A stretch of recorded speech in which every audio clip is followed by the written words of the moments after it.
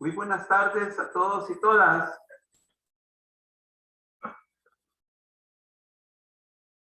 Vamos conectándonos, por favor.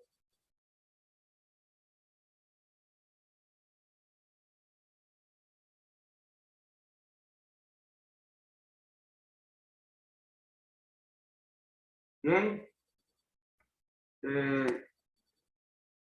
Esta semana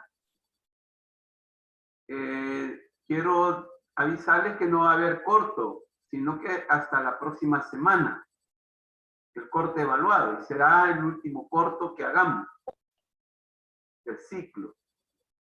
Porque precisamente la otra semana es la última clase de esta manera, ¿no? Porque la última actividad que vamos a tener es el parcial tercero y final.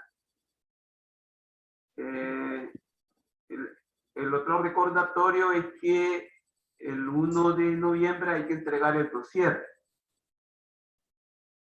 Así que no se olviden de enviarlo. Yo la otra semana voy a subir la herramienta virtual tarea para que a partir de las 0 horas del 1 de noviembre ustedes puedan enviar y entregar el dossier.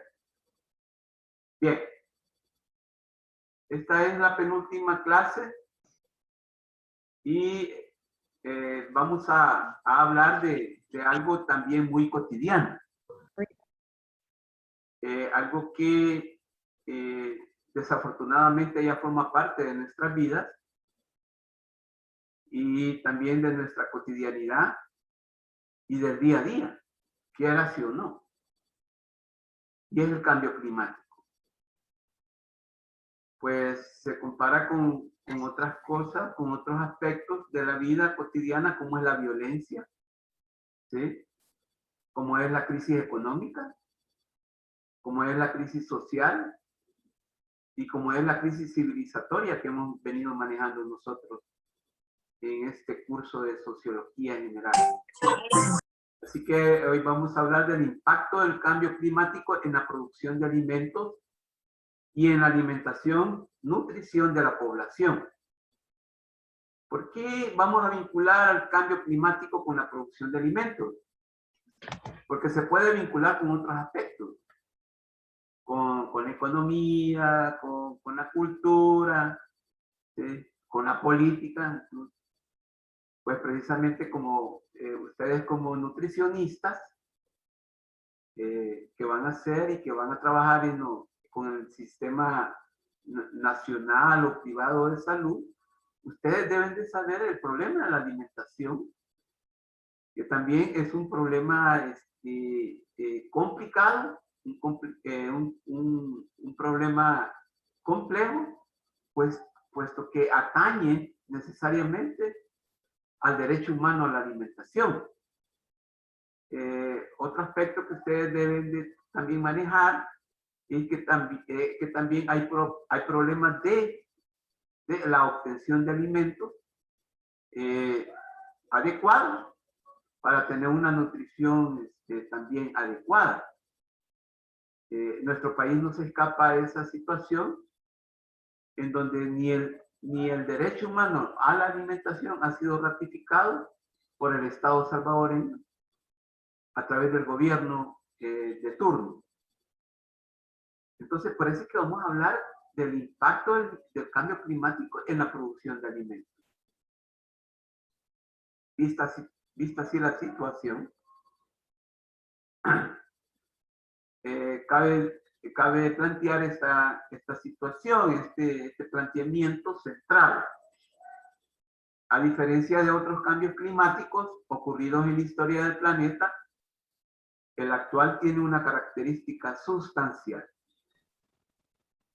Manejamos este planteamiento porque resulta que el cambio climático en la historia de este planeta viejísimo, como es el planeta Tierra, no es nuevo. Si es que cambios climáticos han habido antes de este cambio climático. Pero es que eran cambios climáticos, eran procesos naturales. ¿sí? Provocados naturalmente y también resueltos naturalmente. Es como una herida, ¿sí? Tú te provocas una herida, ¿sí? Si estamos bien con nuestro sistema inmunológico, esa herida va a sanar. Pues así eran los cambios climáticos anteriores a este. ¿Sí?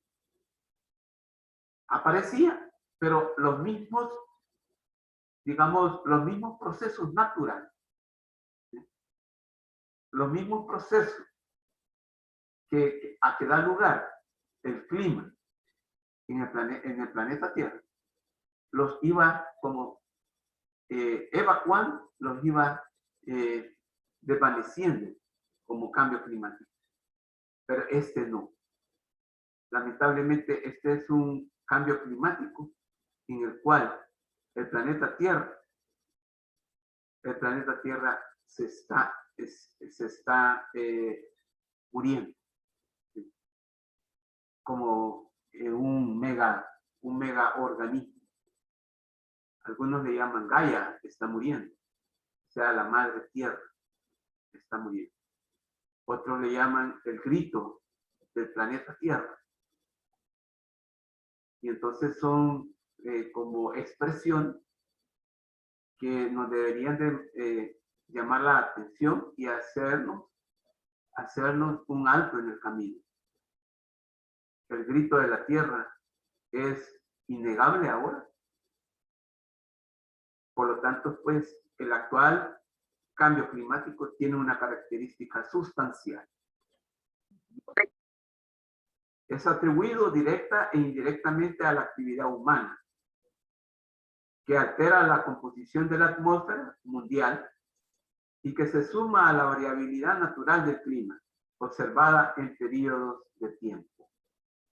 O sea que hoy hay una,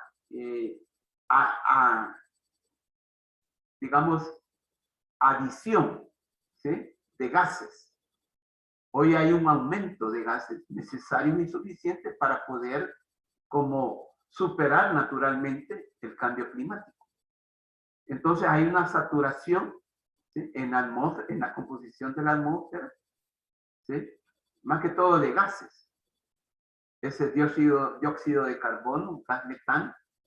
Entonces, el aumento de esos gases es lo que imposibilita la superación natural del cambio climático. Pero ¿por qué existe esa saturación de dióxido de carbono y de gases como el gas metano?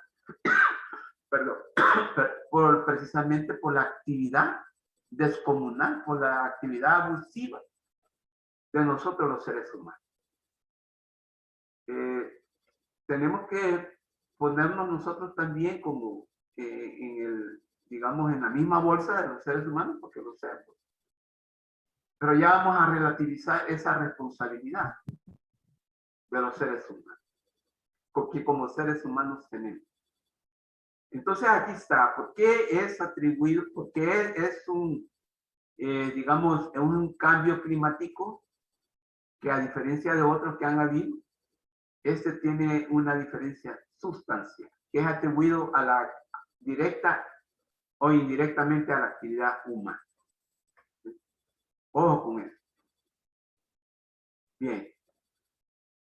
Por lo tanto, ya no es un proceso natural como otros procesos que hay en la naturaleza. Vale decir la fotosíntesis, ¿sí? La subida de la savia a las hojas de las plantas, etcétera, etcétera, que se dan todos los días. Este es un fenómeno multicausal, multidimensional también. Por lo tanto, tiene impacto y consecuencias este cambio climático. Y entonces, por lo tanto, es una amenaza. Entonces, aquí ya estamos nosotros haciendo una lectura ya desde seres vivos, que somos los seres humanos, y que nosotros desde nuestra posición como análisis, ¿sí?, y estudio que estamos haciendo del cambio climático, es una amenaza. ¿Cuándo y por qué? ¿Cuándo? Cuando amenaza severamente a la sociedad. Evidentemente amenaza a las sociedades humanas. ¿En qué sentido? Bueno, material, ¿sí? Meteorológicamente, económicamente, socialmente, en todos los sentidos. Entonces, cuando amenaza severamente a las sociedades en sus economías, en el medio natural, convirtiéndose inmediatamente en una amenaza socionatural. Resulta que los encargados de la defensa civil en este país, en El Salvador, hablan de amenazas naturales. Y ese término está mal empleado. Debe de ser amenaza socionatural. Porque hay una expresión natural, pero inmediatamente hay también una expresión socionatural como consecuencia. Que son todos, por ejemplo, esas personas que salen damnificadas porque hay inundaciones, porque hay demasiada lluvia, etcétera, etcétera, demasiado calor y hasta demasiado viento. En cuanto al por qué es una amenaza. Se considera que ese impacto se verificará en la seguridad alimentaria. El cambio climático resulta que amenaza la seguridad alimentaria, reflejada generalmente a través de, uno, pérdida de cultivos o disminución de rendimientos por cambios en las condiciones climáticas, eventos meteorológicos extremos y los incrementos de plagas y escasez de agua. Aquí está lo que en verdad nos importa mucho en esta clase, dejar claro que hay un problema de seguridad alimentaria también, no solo a nivel de que los modelos económicos dominantes también, excluyen a la agricultura como en El Salvador, sino que también a nivel natural, ¿sí? A nivel natural, el cambio climático amenaza a la seguridad alimentaria. Y esto es más complicado, porque son variables independientes. El cambio climático es una variable independiente, que no sabemos cuál es el comportamiento que va a adoptar en determinado momento el cambio climático. Imagínense que los que tenemos más de 60 años de vivir, nosotros antes veíamos una definición de las estaciones del año. Octubre ya no, hace 50 años en octubre ya no llovía, ni amenazas de lluvia. Lo que había era viento.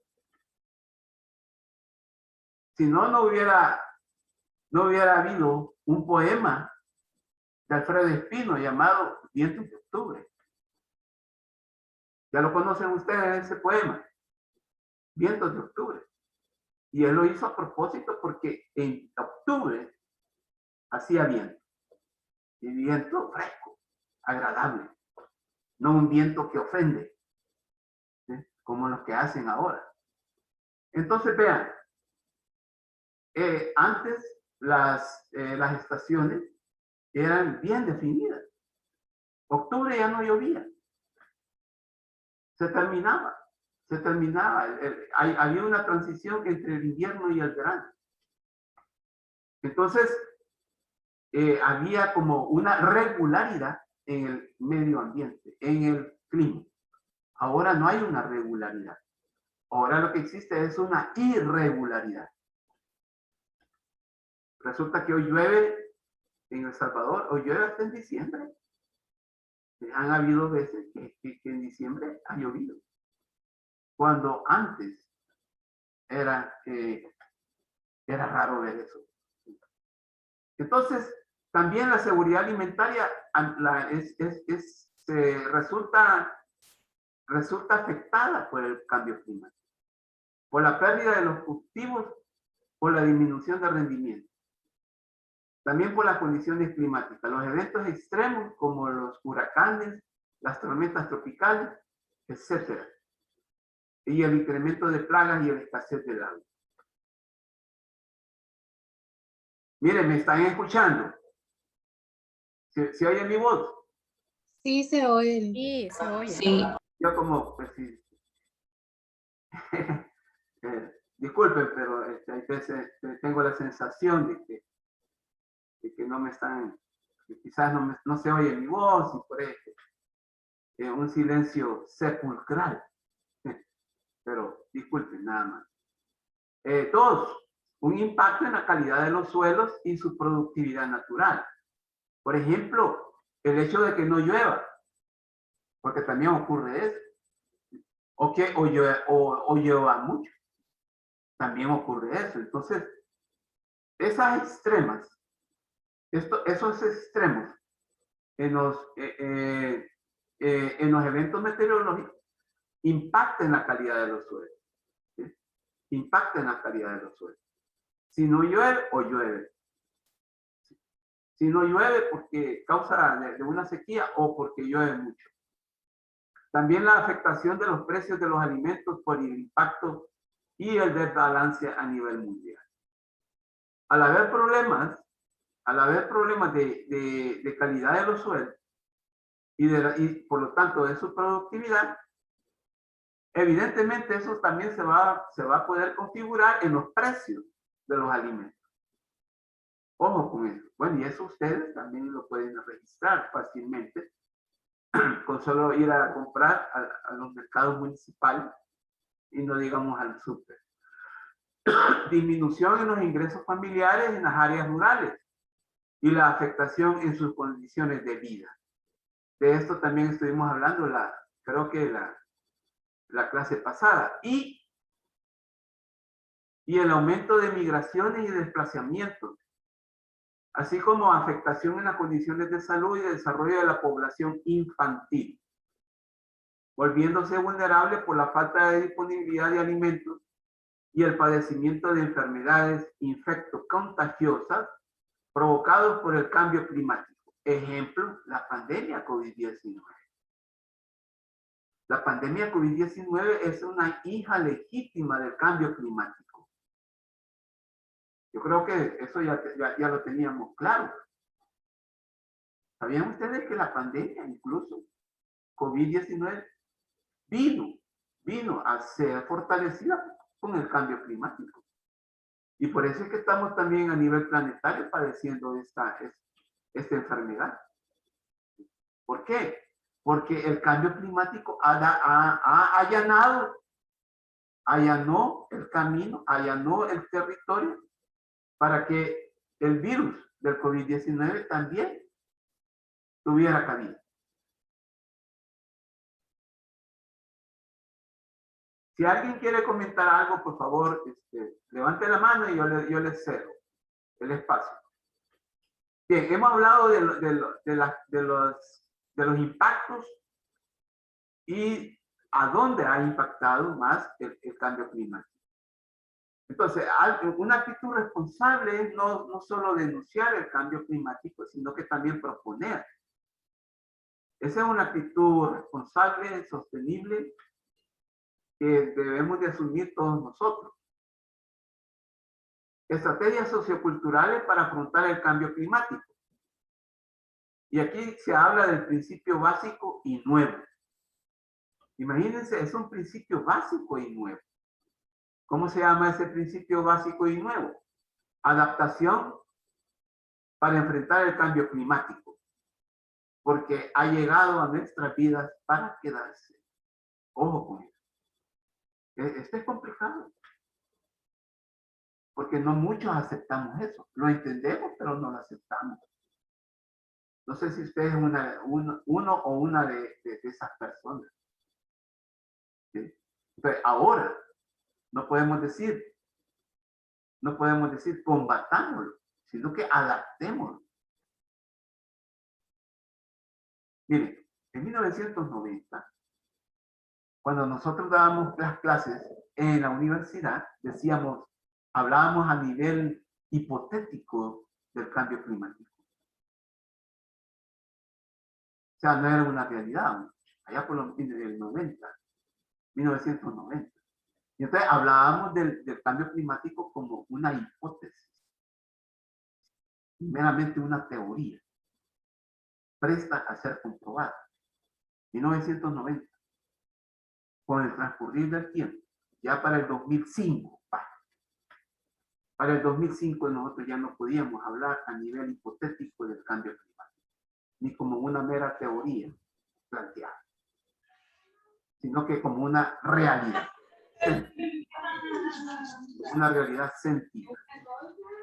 Entonces, vean, si ustedes se han fijado, hay cierta propaganda en la radio, en la televisión, en las redes, en donde se habla, estamos a tiempo.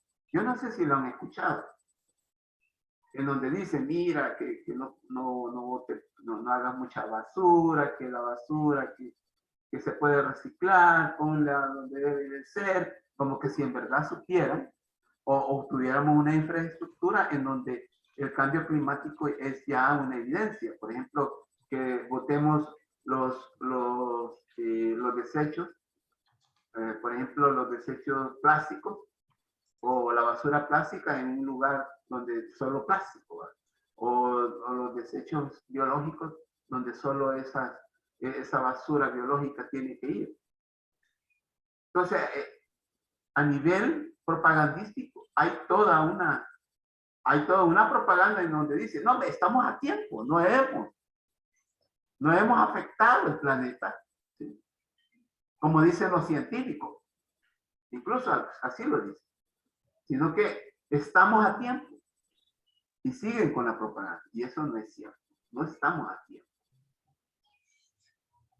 Estamos en una situación irreversible. ¿Qué significa eso? Que no hay una vuelta atrás. No hay un punto de retorno. Ojo con eso. Por eso es que decimos aquí, porque ha llegado nuestra vida para quedarse. Y lamentablemente eso es lo que podemos también decir con el COVID. En términos generales significa fomentar un pensar, sentir y actuar nuevo.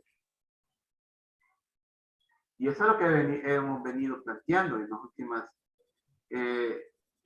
clases. ¿Por qué? Dentro de un contexto de vulnerabilidad ambiental, climática, a nivel local, nacional y mundial, lo anterior implica sensibilización, concienciación, organización y movilización. Miren, en realidad aquí está la sociología. Estos son los principios de la sociología frente a la realidad social que debe tener el sujeto, y no solo el sujeto individual, sino que el sujeto colectivo. Sensibilizarse frente a la realidad, concientizarse frente a los problemas de la realidad y organizarse para poder plantear soluciones sobre la realidad. Y la movilización. Esta es la verdadera sociología de cualquier problema. Esta es la verdadera sociología frente a la problemática social. Es decir, vivir y convivir organizadamente dentro de la sociedad civil y la movilización para exigir derechos y comprometer deberes a nivel colectivo e individual. La lucha por el cambio climático lo vamos a realizar en la sociedad civil y la movilización también en torno al cambio climático. Promover la cultura de la responsabilidad y sostenibilidad. Ojo, de nuevo, aquí estamos planteando el principio de sostenibilidad y no sustentabilidad. En la clase pasada hablábamos de cuál es la diferencia entre la sustentabilidad y la sostenibilidad. ¿Se recuerdan? ¿Quién me dice la diferencia? ¿A qué conclusión llegamos sobre la diferencia? ¿Qué es sustentabilidad y qué es sostenibilidad? Yo hice un parangón entre lo que dicen la sabiduría de las abuelas sobre la sustentabilidad. Pan para ahora y hambre para mañana. Eso es la sustentabilidad. O sea que resolves el problema de ahora, pero mañana no lo vas a poder resolver porque no vas a tener recursos. Entonces, de lo que se trata es de solucionar hoy el problema y garantizar que el día de mañana vas a tener recursos para seguir con la vida y poder enfrentar con propuestas las soluciones. Entonces, a esto le apostamos en la sostenibilidad. La sostenibilidad es responsable. La sostenibilidad también no solo es responsable, sino que es prometedora. Prometedora en el tiempo y en el espacio. Pues también es esperanzadora. En el tejido social debemos nosotros fomentar la cultura de la responsabilidad y la sostenibilidad en el tejido social fundamentalmente. ¿Cuáles son esos tejidos sociales fundamentales? La familia, la educación, la economía, el medio ambiente socionatural, la política, etc. En esos tejidos sociales debemos de fomentar eso. Vamos a hacer un breve, digamos, una breve revisión para cada uno de ellos. ¿Cómo en el sistema educativo? Para que en el proceso de enseñanza-aprendizaje se privilegie una tabla de valores en donde los valores de responsabilidad y sostenibilidad den lugar a un nuevo pensar, sentir y actuar. De hoy en adelante, ser responsable. Ser responsable en el buen sentido de la palabra. ¿Y cómo lo podemos lograr? Siendo sostenible. ¿Sí? Fomentando sostenibilidad. Esto de la sostenibilidad también se puede comparar con aquella forma de poder enfrentar la vida, pero ¿mediante qué? Mediante una situación en la cual te permita seguir viviendo, pero en una forma sostenible, en una forma constante. Por ejemplo, a usted le pueden dar una vivienda digna y decente, pero si no tiene empleo, no tiene un empleo digno y decente, ¿cómo va a pagar la luz? ¿Cómo va a pagar el agua? ¿Cómo va a pagar los servicios de esa vivienda?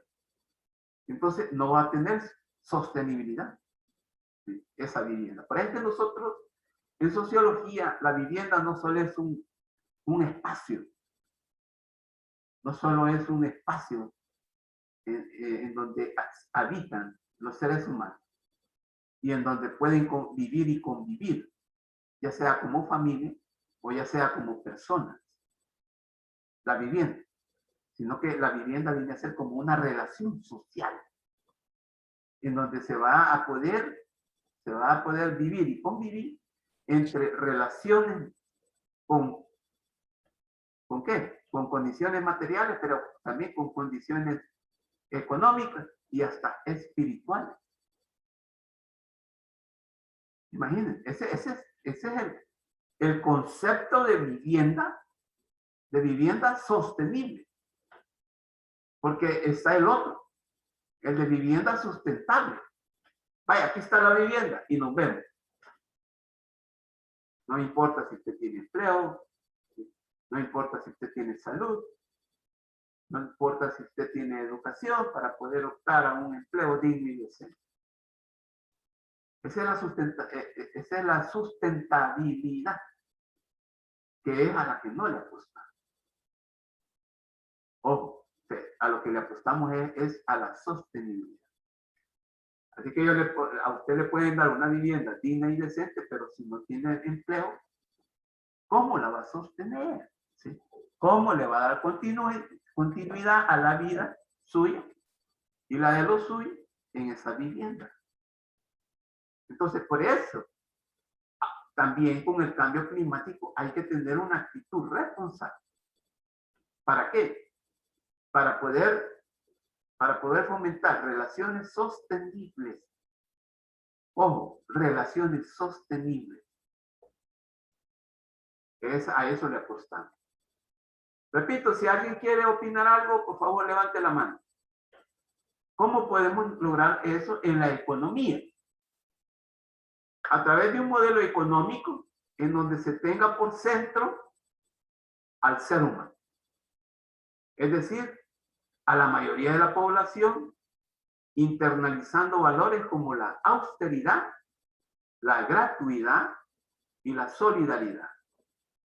Resulta que el modelo económico neoliberal, que es el dominante en El Salvador, no tiene como centro al ser humano. Ojo, sino que tiene como centro a la mercancía, al mercado. ¿Sí? Ese es el punto final. ¿Sí?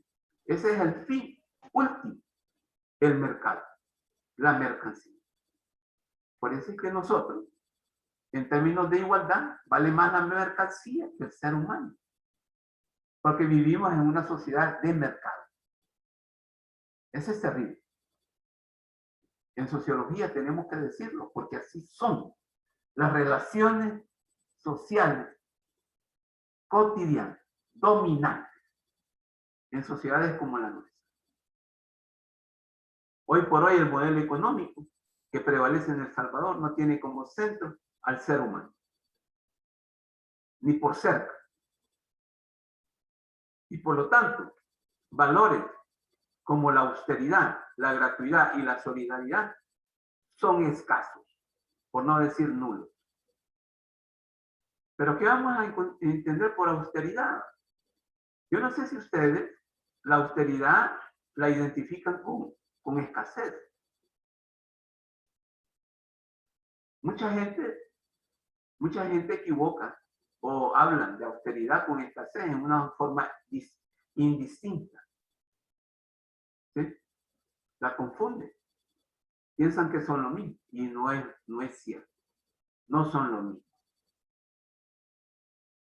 Ojo con eso. La escasez es la escasez de recursos, de bienes. Precario. Una precariedad. Ausencia. Ya sea porque no tienes empleo, ya sea porque no tienes acceso a la salud, ya sea porque no tienes acceso a la educación. Eso es precariedad o escasez. La austeridad tiene que ver mucho, ojo, con un modelo económico basado en la solidaridad. ¿Qué es austeridad? Organizar a partir de la obtención de los una forma austera de obtener recursos, de una forma razonada, que se consuman en una forma razonada, que hay una racionalidad en el consumo de recursos y de bienes, que sea organizada, que sea sostenible.